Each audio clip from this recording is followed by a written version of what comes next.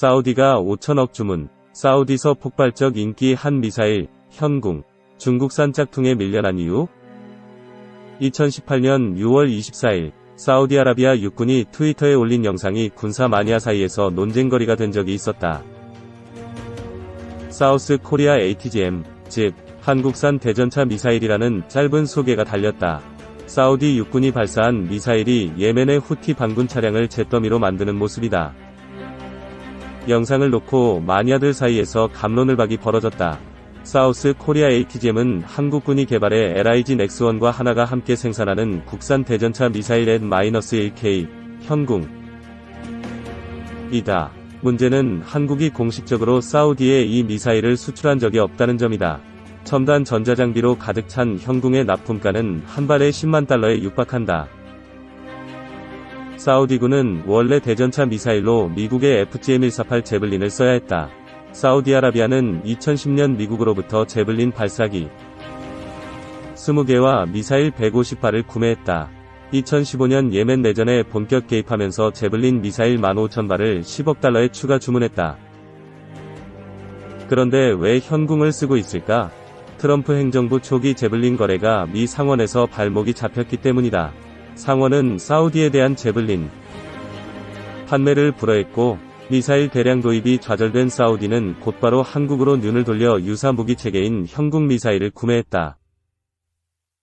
사우디는 현궁 미사일의 수입국이 아니지만 비공식적으로 세계 최대 규모의 운용국일지도 모른다는 평가를 받고 있다. 10만 달러는 결코 싼 가격은 아니다. 하지만 현궁은 동급 장비인 미국의 FGM-148 제블린과 비교해 가볍고 명중률도 우수하다. 가성비로 따지면 10만 달러가 아깝지 않다. 러다 보니 현궁의 수요는 폭발적으로 늘었다. 사우디는 현궁을 대량 수입해 자국군 위주로 사용했지만 후티 반군과의 교전이 길어지면서 예멘 정부군이나 각 부족 무장 세력에게도 현궁을 공여해 후티 반군에 대적하게 하고 있다. 이러면서 현궁의 소요량은 기하급수적으로 늘어났다.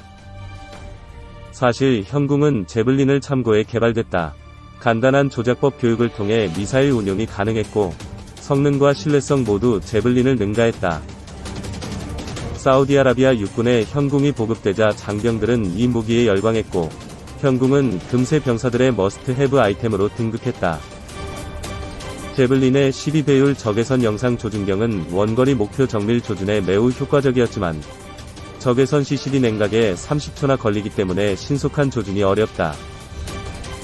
현궁은 비냉각식 적외선 CCD와 가시광선 카메라를 조합해 주간과 야간을 막론하고 빠른 조준과 발사가 가능했다. 탄두 역시 이중 탄두 구조로 전차와 차량은 물론 건물과 동굴 등 거의 모든 표적을 확실하게 파괴할 수 있었다. 현궁에 매료된 사우디군은 교전이 벌어지면 너도나도 현궁을 들었다. 사우디군은 물론 사우디로부터 무기를 제공받은 예멘군, 심지어 후티 반군도 이를 노획했었다. 전쟁 일선에서 현궁을 달라는 요구가 빗발쳤다. 문제는 사우디의 무기 거래가 투명하지 않게 이뤄지고 현궁은 사우디의 공식 수입국인 미국이 아닌 한국산이라는 점이었다. 사우디의 국방 관련 예산은 정식 정부 예산과 특별회계 예산으로 구성된다. 특별회계 예산은 사우디 국영 석유화학 및 정유회사인 아람코의 수익금이다. 사우디 왕실이 직접 집행한다. 사우디가 아무리 전제왕정 국가라도 왕족 간 견제와 권력 암투가 벌어진다. 아람코 수익금을 제멋대로 자기 주머니에 챙길 수는 없다. 사우디 왕실만의 독특한 거래 방식을 일컫는다. 한마디로 리베이트 거래다. 아람코 수익금을 무기 구매나 건설 사업 등에 지출하고 여기서 막대한 커미션을 챙기는 거래다. 지난 수십 년간 왕실 인사들은 이 알-야마마 거래로 천문학적인 부를 축적했다. 한때 아랍의 키신저라 불리며 20년 가까이 주미대사를 지냈던 반타르 빈 술탄 왕자의 경우 1980년대 중반 430억 파운드, 약 65조 원, 대 무기 도입 사업을 성사시켰다. 대가로 약 1조 5천억 원의 리베이트를 받아 챙겼다. 전임 압둘라 빈 압두라지즈 알사우드 국왕 역시 지난 2011년 미국에서 F-15S 전투기와 AH-64D 공격 헬기 등을 구매하는데 약 600억 달러, 약 74조 원을 썼다. 전문가들이 추산한 이 거래의 정상 가격은 전투기에 200억 달러, 헬기에 150억 달러 수준이다. 250억 달러, 한화 약 30조 원의 행방에 대해서는 사우디 왕가와 무기를 판 업체 외에는 아무도 모른다. 사우디군의 정식 입찰 공고 없이 아무도 모르게 수출된 현궁 역시 알-야마마 방식으로 구매했을 가능성이 크다. 이 때문에 한국의 구매자가 누구인지 밝히지 말라는 단서를 달아 비공식으로 무기를 구매한 것으로 보인다. 늘어나는 미사일 소요에 맞춰 눈덩이처럼 거래가액이 늘어났다. 사우디 왕실 인사들이 자기 주머니를 불릴 수 있는 여지가 없었다. 이유는 이렇다. 현궁은 국방과학연구소 주도로 개발했다. 미사일은 LIG 넥스1, 발사대는 한화에서 생산한다. 현궁이 사우디아라비아에 수출될 무렵 국내 방산업계에는 이른바 적폐청산이라는 광풍이 불었다. 방산비리 프레임으로 인해 LIG 넥스1이나 한화 모두 알-야마마는 꿈도 꿀 수 없었다. 이로 인해 한국의 현궁은 무기의 성능과 가격은 최고지만 리베이트를 원하는 고객에겐 매력이 떨어지는 무기가 됐다. 바로 중국 국방공업, 노린코, NORINCO, 다 1970년대 미국의 TOW와 소련의 AP3를 참고해 홍젠 8대전차 미사일을 개발한 게 노린코다. 이 기업은 이후에도 HJ9, HJ10 등의 다양한 대전차 미사일을 개발해 중국군에 납품했다. 노린코는 자신들이 개발한 최신 미사일 HJ-12를 사우디에 제안했다. HJ-12 미사일은 제블린의 복제품으로 알려져 있다. 길이와 중량, 내부 구성까지 거의 똑같다. 사거리가 4km에 달하며 균질 압력강판 기준 1100mm를 관통할 수 있다. 현존하는 모든 전차를 일격에 파괴할 수 있는 최강의 보병 휴대용 대전차 미사일이라는 게 중국 주장이다. 현궁이나 HJ-12 모두 미국의 제블린을 참고해 개발됐다. 기존의 현궁을 쓰던 장병들은 간단한 교육만 받고도 중국제 HJ-12를 사용할 수 있다. 노린코는 10여 년 전 사우디에 PLZ-45 자주포를 팔았다. 당시 이 자주포는 중국군 외에는 누구도 쓰지 않던 무기였지만 사우디는 대당 100억 원에 가까운 비상식적인 가격으로 구매했다. 당시 세계 최정상급 자주포로 평가되던 한국의 K9 2대당 40억 원이었다. 이후 사우디는 무인기와 미사일, 야포 등 다양한 분야에서 중국제 무기를 수시로 구매했다. 2017년에는 아예 중국제 무인기에 사우디 생산 공장까지 합작으로 차렸다. 알-야마마 형태로 이루어진 이 사업에 얼마나 많은 예산이 들어갔는지는 사우디 왕실과 중국 정부 관계자들 외에는 아무도 모른다. 최대 10억 달러에 달할 것으로 추정되는 HJ-12 미사일 거래도 성사됐을 것으로 보인다. 지난달 노린코는 HJ-12 미사일을 중동의 모 국가에 판매했다고 밝혔다. 누가 몇 발을 얼마에 사갔는지는 밝히지 않았지만 당초 사우디가 15,000발이 보병 휴대용 대전차 미사일을 원했다는 것을 고려해보면 사우디는 최대 15,000발, 약 10억 달러치의 HJ-12를 구매해갔을 가능성이 크다. 노린코가 HJ-12를 사우디에 본격 납품하면 현궁은 빠른 속도로 전장에서 사라질 것으로 보인다. 알-야마마로 인해 성능이 앞서는 메이드 인 코리아가 메이드 인 차이나에 밀려나는 형국이다. 중국산 미사일은 실전에서 현국만큼의 명성을 보여줄 수 있을까?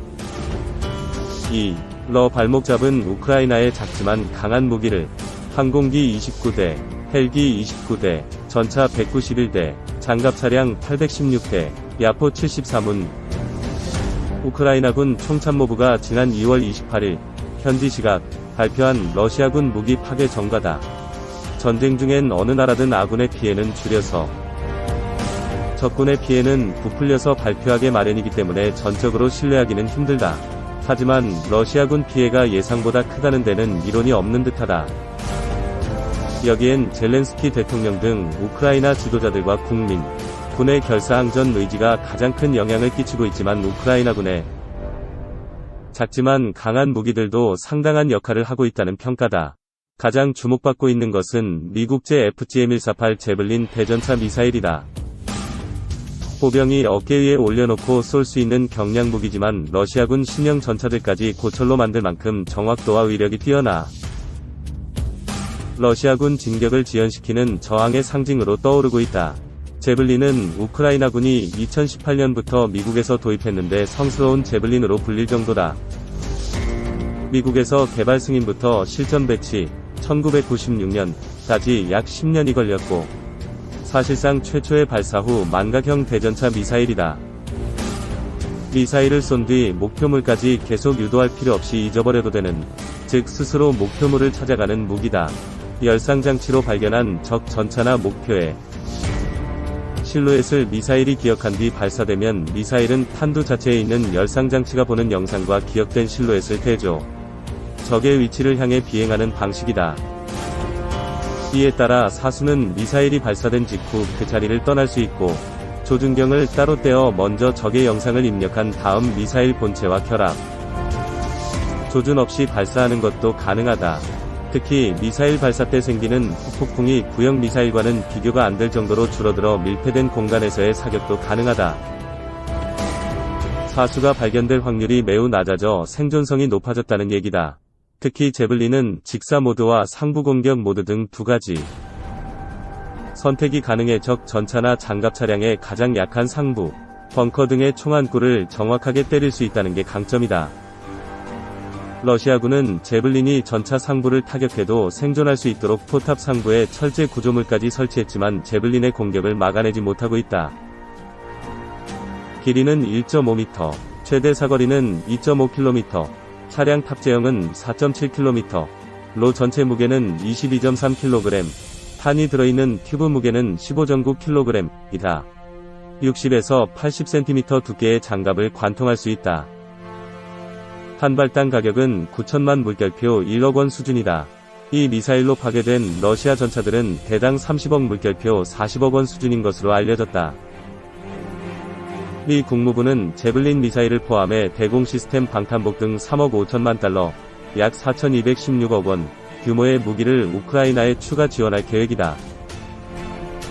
미군은 이라크전, 아프가니스탄전 등에서 제블린 미사일을 전차 장갑차 차량 외에도 적 벙커, 알카에다가 숨어있는 건물 등을 공격하는 데 광범위하게 사용했다. 주한 미 2사단도 제블린 미사일을 보유하고 있다. 우크라이나인들은 성경 속 성녀인 막달라 마리아가 제블린 미사일을 안고 있는 사진을 소셜미디어 등을 통해 공유하며 정의를 믿고 함께한다면 우리는 극복할 수 있다는 등의 문구를 게재하고 있다고 한다.